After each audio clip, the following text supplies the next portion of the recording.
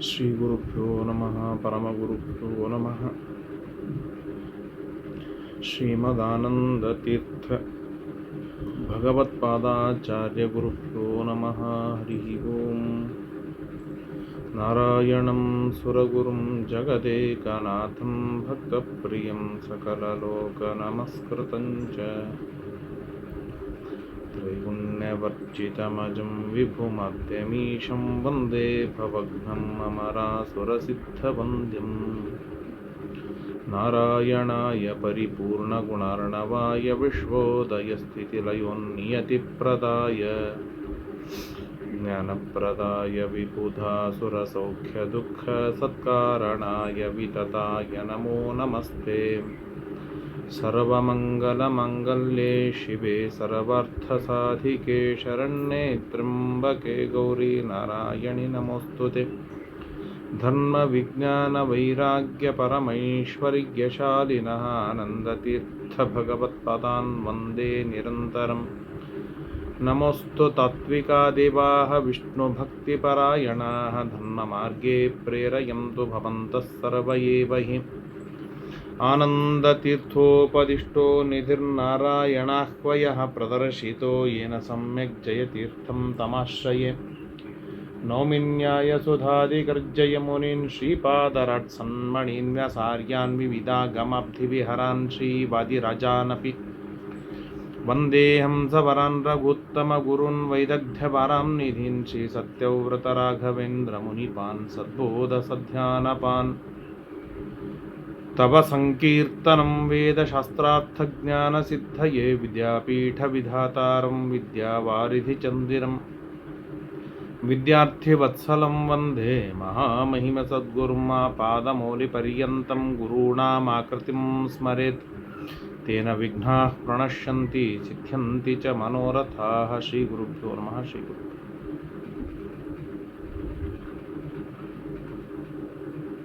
ಶ್ರೀ ಗುರುಭ್ಯೋ ನಮೋ ನಮಃ. ಹರಿ ಓಂ. ನಾರಾಯಣಂ ನಮಸ್ಕೃತ್ಯ ನರಂ ಚೈವ ನರೋತ್ತಮಂ ದೇವೀಂ ಸರಸ್ವತೀಂ ವ್ಯಾಸಂ ತತೋ ಜಯಂ ಉದೀರಯೇತ್.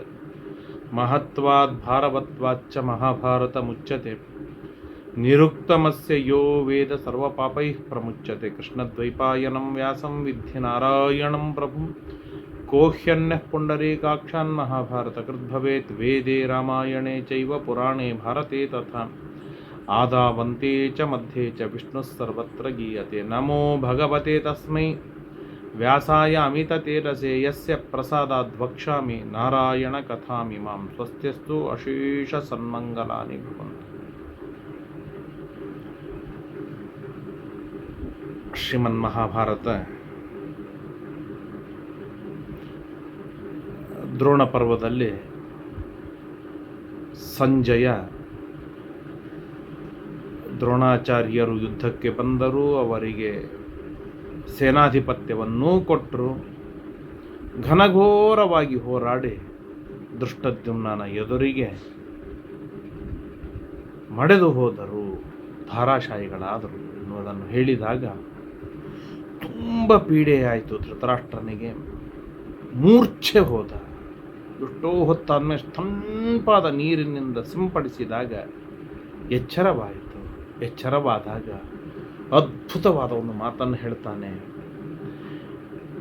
ಹಿತ ಏಷಾಂಚ ಪುರುಷೌ ವ್ಯಾಘ್ರ ಶಾಂಗಧನ್ವಾ ವ್ಯಪಾಶ್ರಯ.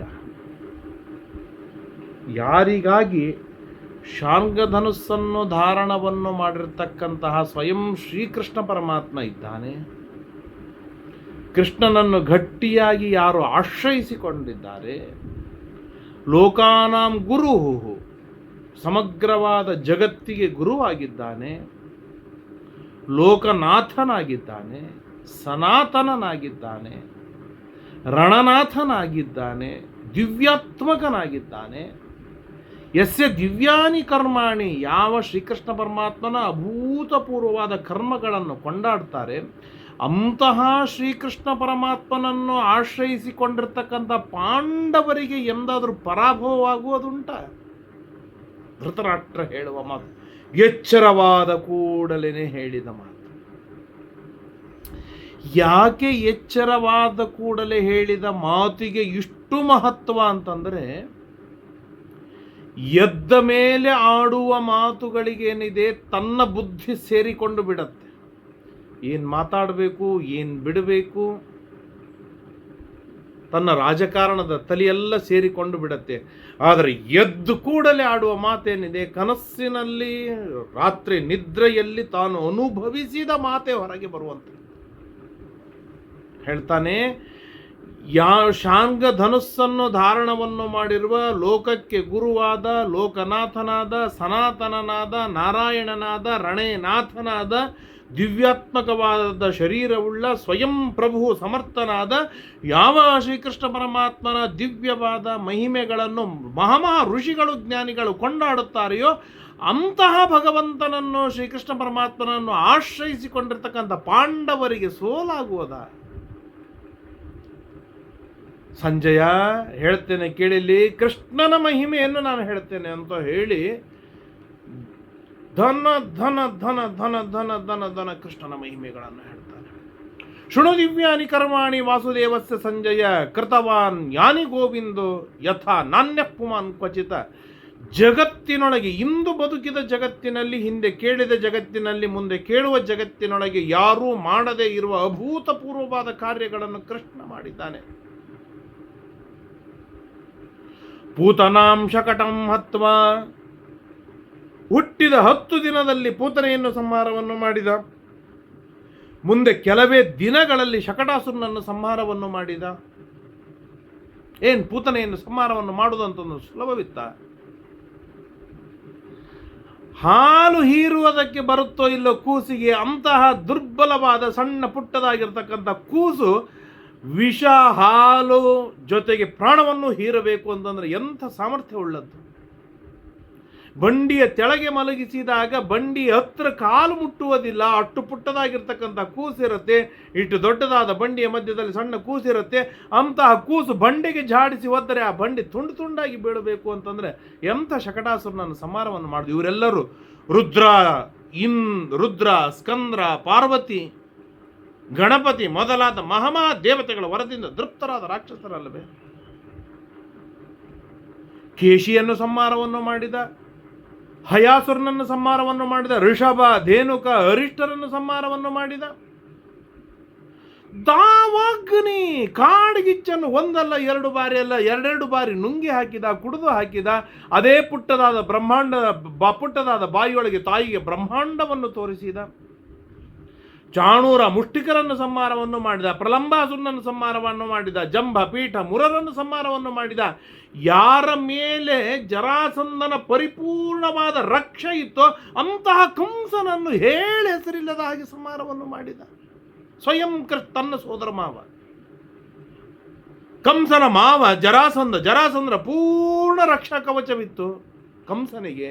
ಹಾಗಿದ್ದಾಗಲೂ ಕಂಸನನ್ನು ಸಂಹಾರವನ್ನು ಮಾಡಿ ಹಾಕಿದ ಮಹಾಪರಾಕ್ರಮಿ. ಅಷ್ಟೇ ಅಲ್ಲ, ಆ ಜರಾಸಂಧನನ್ನು ಬಿಡಲಿಲ್ಲ.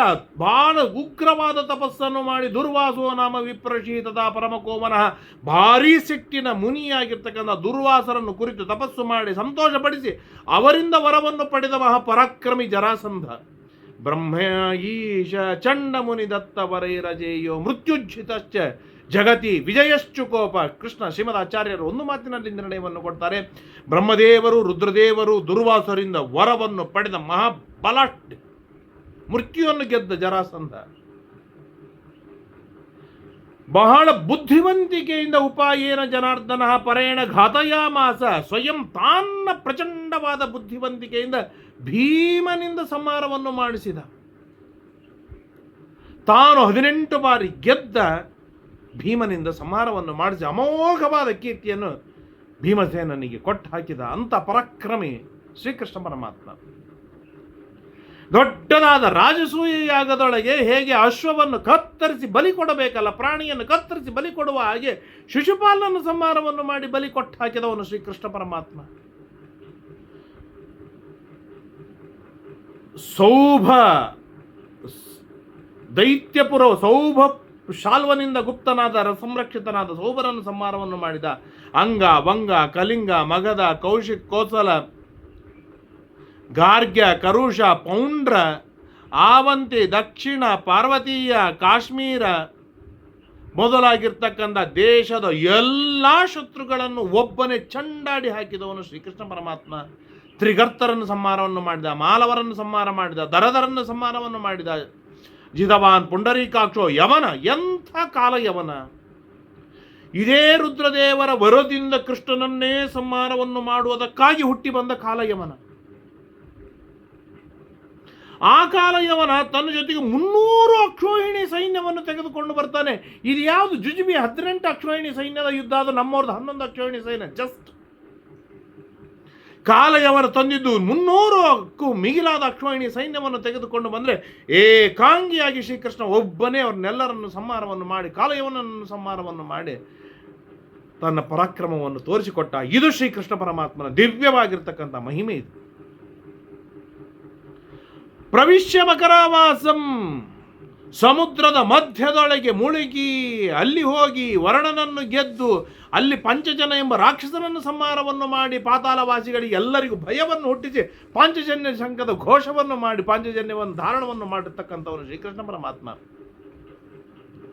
ಗರುಡನ ಮೇಲೆ ತನ್ನ ಮಡದಿಯಾದ ಸತ್ಯಭಾಮೆಯ ಜೊತೆಗೆ ವಿಹಾರಕ್ಕಾಗಿ ಹೋದ ಸ್ವರ್ಗಕ್ಕೆ ಹೋಗಿ ಅಲ್ಲಿಂದ ಪಾರಿಜಾತವನ್ನು ತರುವ ಮುಖಾಂತರ ಎಲ್ಲ ದೇವತೆಗಳನ್ನು ಸೋಲಿಸಿ ಚಿಲ್ಲಪಿಲ್ಲಿ ಮಾಡಿ ಓಡಾಡಿಸಿಕೊಂಡು ಗೆದ್ದು ಬಂದು ಪಾರಿಜಾತವನ್ನು ಭೂಮಂಡಲದೊಳಗೆ ತಂದಿಟ್ಟ ಮಹಾಪರಾಕ್ರಮಿ ಶ್ರೀಕೃಷ್ಣ ಪರಮಾತ್ಮ. ಯಚ್ಚ ಭಕ್ತ್ಯ ಪ್ರಸನ್ನೋ ಅಹಂ ಮದ್ರಾಕ್ಷಂ ಕೃಷ್ಣಮೀಶ್ವರಂ. ಇದೇ ಕೃಷ್ಣ ಪರಮಾತ್ಮ ಸಭೆಯಲ್ಲಿ ಬಂದಾಗ ಯಾವ ಕೃಷ್ಣನಲ್ಲಿ ನಾನು ಏನು ಕಿಂಚಿತ್ ಭಕ್ತಿಯನ್ನು ಮಾಡಿದ್ದೋ ಗೊತ್ತಿಲ್ಲ, ಆ ಭಕ್ತಿಯ ಪ್ರಭಾವದಿಂದ ಅತ್ಯದ್ಭುತವಾದ ರೂಪವನ್ನು ತೋರಿಸಿದ.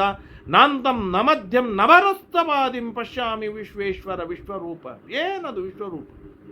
ಅದರ ಆದಿ ಕಾಣಿಸ್ತಾ ಇಲ್ಲ, ಅದರ ಅಂತ್ಯ ಕಾಣಿಸ್ತಾ ಇಲ್ಲ, ಮಧ್ಯ ಕಾಣಿಸ್ತಾ ಇಲ್ಲ. ಎಲ್ಲಿ ನೋಡಿದಲ್ಲಿ ಭಗವಂತ ವ್ಯಾಪಿಸಿ ಹೋಗಿಬಿಟ್ಟಿದ್ದಾನೆ.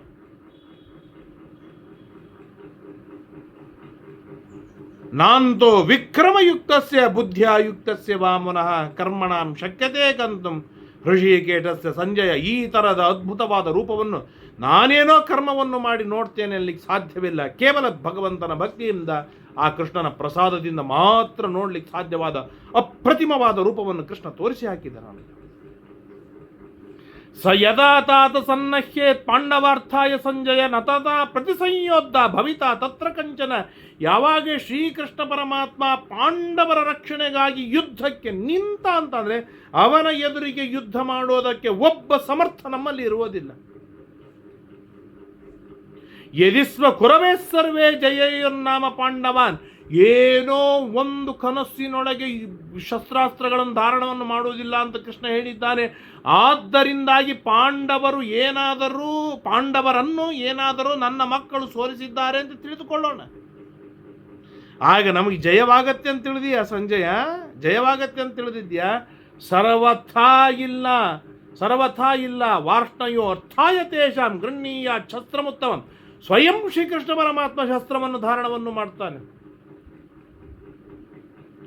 ಪ್ರತಿಜ್ಞೆ ಮಾಡಿದ್ದಾನೆ. ತನ್ನವರಿಗಾಗಿ ತನ್ನ ಪ್ರತಿಜ್ಞೆಯನ್ನು ಮೀರುವುದಕ್ಕೆ ಕೃಷ್ಣ ಸದಾ ಸಿದ್ಧ.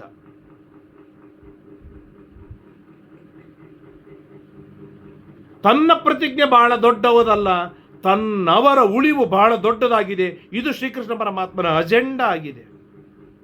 ಹಾಗಾಗಿ ಈ ಶ್ರೀಕೃಷ್ಣ ಪರಮಾತ್ಮ ಏನ್ ಮಾಡ್ತಾನೆ ಅಂತಂದ್ರೆ, ತಾತ ಸರ್ವ ನರವ್ಯಾಗ್ರೋ ಹತ್ವ ನರಪತೀನ್ ರಣೆ ಕೌರವಾಂಶ ಮಹಾಬಾಹು. ಕೌರವರು ಮೊದಲು ಮಾಡಿಕೊಂಡು ಎಲ್ಲ ರಾಜರುಗಳನ್ನು ಸಂಹಾರವನ್ನು ಮಾಡಿ ಕುಂತಿಗೆ ರಾಜ್ಯವನ್ನು ಕೊಟ್ಟು ಕುಂತಿಯನ್ನು ರಾಜನನ್ನಾಗಿ ಮಾಡ್ತಾನೆ ಹೊರತು ಕೃಷ್ಣ ಪರಮಾತ್ಮ ತಾನ್ ಸೋತ್ ಹೋದ ಅಂತ ಆಗ್ಲಿಕ್ಕೆ ಸಾಧ್ಯವೇ ಇಲ್ಲ. ಇದು ಶ್ರೀಕೃಷ್ಣ ಪರಮಾತ್ಮನ ಅದ್ಭುತವಾಗಿರ್ತಕ್ಕಂಥ ಶಕ್ತಿ. ಇದು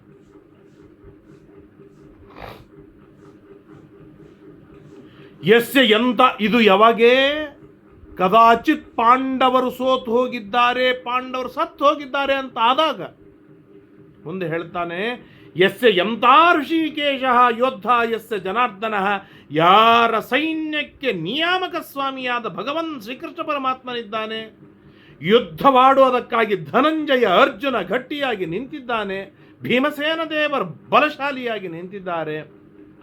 ರಥಸ್ಯ ತಸ್ಯ ಕಸ್ಸಂಖ್ಯೆ ಪ್ರತ್ಯನೀಕೋ ಭವೇದ್ರತಃ. ಆ ಕೃಷ್ಣನ ರಥದ ಎದುರಿಗೆ ಇನ್ನೊಂದು ರಥ ನಿಲ್ಲಿಕ್ಕೆ ಸಾಧ್ಯ ಉಂಟ? ನ ಕೇನಚಿದುಪಾಯೇನ ಕುರುಣಾಂ ದೃಶ್ಯತೆ ಜಯ. ನಾನು ಯಾವ ದೃಷ್ಟಿಯಿಂದ ವಿಚಾರವನ್ನು ಮಾಡಿದಾಗಲೂ ಪಾಂಡವರಿಗೆ ಕೌರವರಿಗೆ ಜಯವಾಗತ್ತೆ ಅನ್ನೋದು ನನಗೆ ತೋರಿಸ್ತಾನೆ ಇಲ್ಲ, ದಾರಿಯೇ ಸಿಗ್ತಾ ಇಲ್ಲ.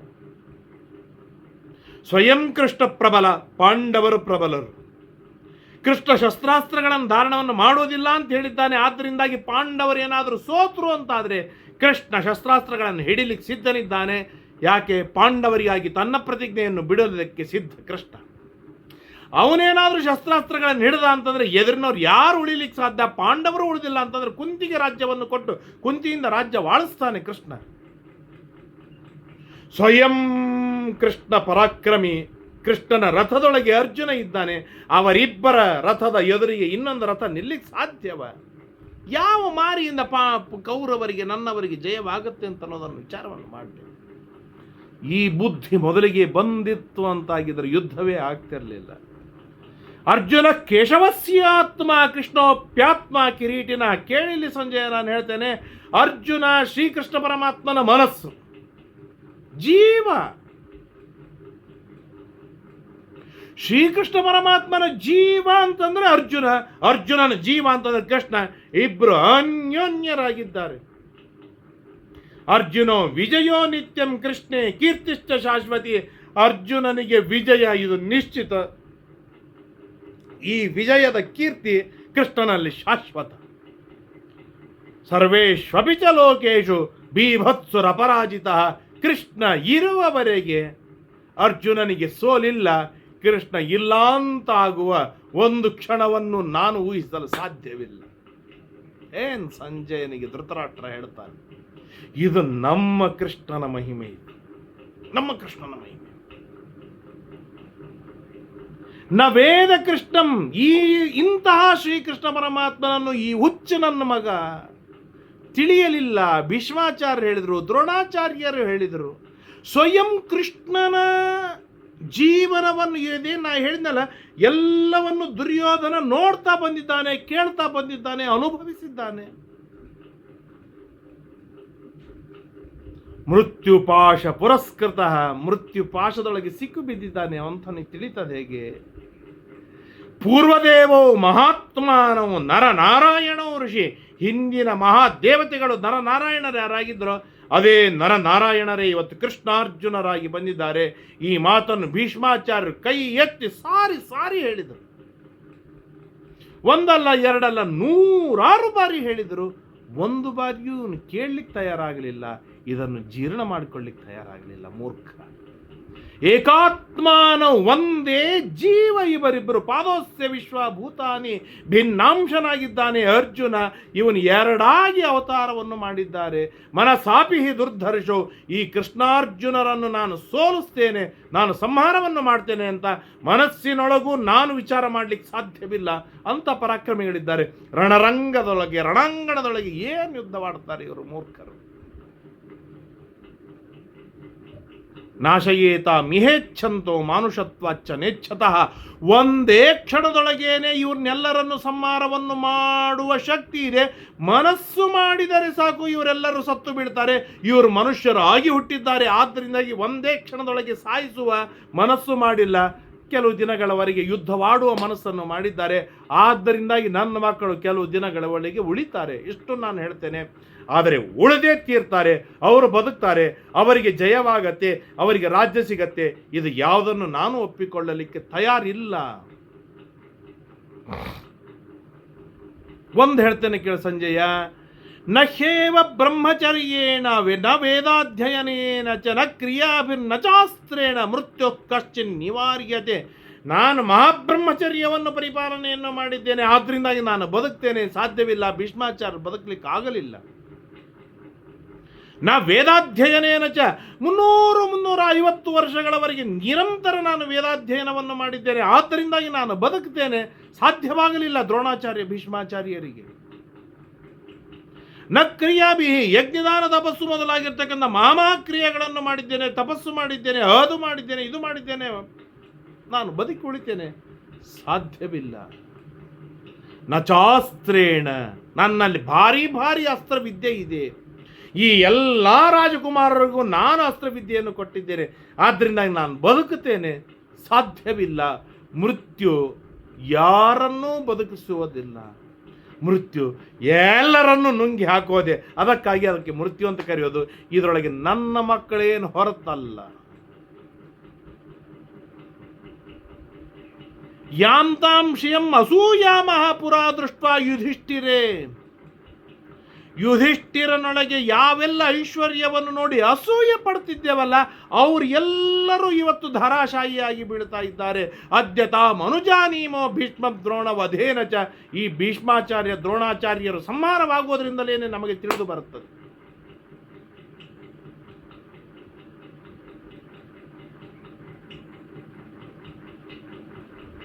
ಮತ್ಕೃತೆ ಚಾಪ್ಯನುಪ್ರಾಪ್ತ ಕುರುಣಾಮೇಷ ಸಂಶಯ. ಈ ಸಮಗ್ರವಾದ ಕುರುಗಳ ನಾಶಕ್ಕೆ ಮೂಲ ಕಾರಣ ನಾನೇ ಅಂತ ಈಗ ನನಗೆ ಮನವರಿಕೆ ಆಗ್ತಾ ಇದೆ. ಅಲ್ಲೇ ವಿದುರ ಇದ್ದ ಕಪಾಳಿ ಕೊಟ್ಟು ಹೇಳ್ತಿದ್ನೋ ಏನೋ ಗೊತ್ತಿಲ್ಲ.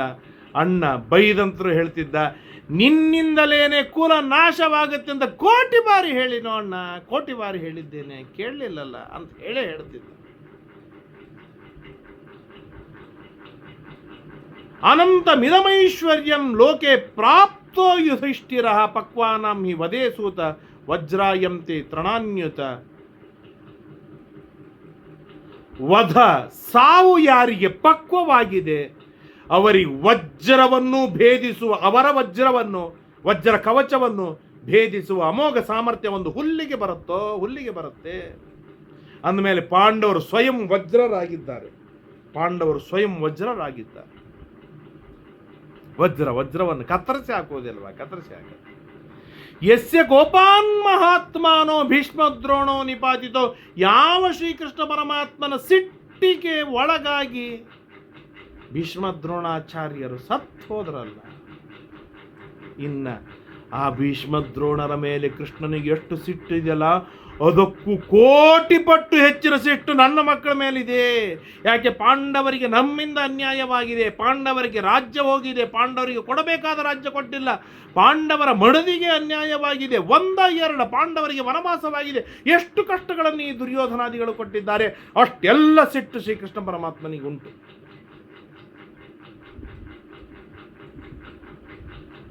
ಬಹಳಷ್ಟು ಕೃಷ್ಣನ ಮಹಿಮೆಗಳನ್ನು ಅರ್ಜುನ ಧೃತರಾಷ್ಟ್ರ ಕೊಂಡಾಡ್ತಾನೆ.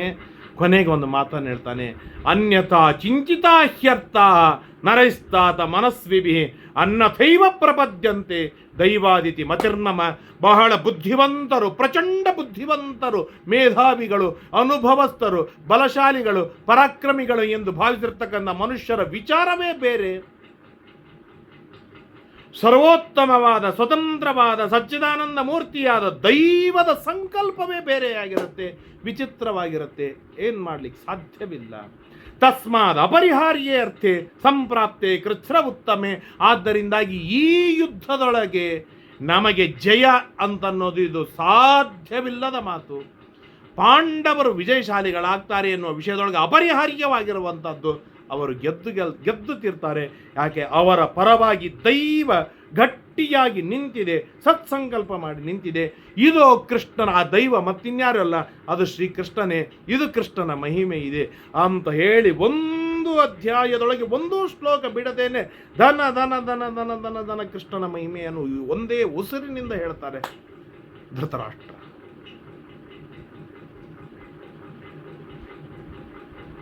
ಅಪರಾಣೀಯೇ ದುಶ್ಚಿಂತೆ ತಥಾಭೂತಂ ಪ್ರಚಕ್ಷ್ವಮೆ. ಯುದ್ಧ ಹೇಗಾಯಿತು ವಿಸ್ತೃತವಾಗಿ ತಿಳಿಸಿಕೊಡು ಅಂತ ಹೇಳಿದಾಗ ದ್ರೋಣಾಚಾರ್ಯರ 11ನೇ ದಿನದ ಯುದ್ಧದಿಂದ ಆರಂಭಿಸಿ ಅವರ ಪಾತದವರೆಗೆ ಸುದೀರ್ಘವಾದ ಕಥೆಗಳನ್ನೆಲ್ಲವನ್ನು ಹೇಳ್ತಾರೆ. ಅತ್ಯಂತ ರಮಣೀಯವಾದ, ರೋಚಕವಾಗಿರ್ತಕ್ಕಂಥ ಒಂದೊಂದು ಕಥೆಗಳು ಅತ್ಯದ್ಭುತವಾದ ಕಥೆಗಳು. ಅದನ್ನೆಲ್ಲವನ್ನು ಕೂಡ ನಾಳೆಯಿಂದ ತಿಳಿಯುವ ಪ್ರಯತ್ನವನ್ನು ಮಾಡೋಣ. ಹರಯೇ ನಮಃ. ಶ್ರೀಕೃಷ್ಣಾರ್ಪಣಮಸ್ತು. ಯಸ್ ಸರ್ವಗುಣ ಸಂಪೂರ್ಣಃ ಸರ್ವದೋಷ ವಿವರ್ಜಿತಃ ಪ್ರಿಯತಾಂ ಪ್ರೀತ ಏವಾಲಂ ವಿಷ್ಣುರ್ಮೇ ಪರಮಸ್ಸರತ ಅನೇನ ಭಾವಿ ಯತ್ ಪುಣ್ಯಂ ತದಾಪ್ನೋತು ಗುರುರ್ನಮಃ. ಶ್ರೀಕೃಷ್ಣಾರ್ಪಣಮಸ್ತು.